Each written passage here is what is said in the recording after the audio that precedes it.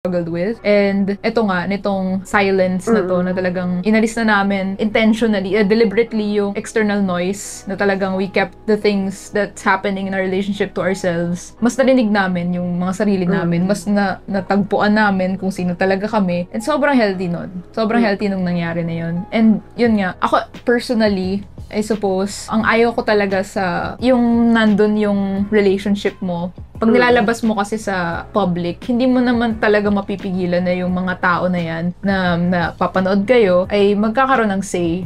Diba? Magkakaroon ng comment sa relationship mo. Parang you're putting yourselves out there for scrutiny.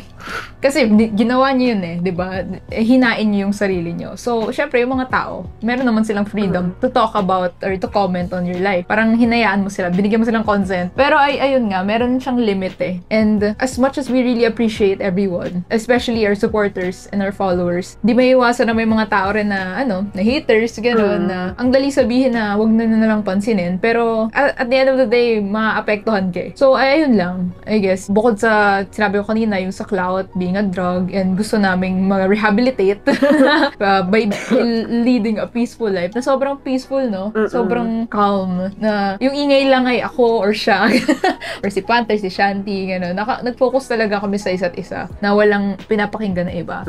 And ako naman sa individuality ko, yung clout kasi minsan, alam mo yung pagsikat ka, feeling mo, ikaw lang yun feeling mo, you're better than others. When in reality, you're not.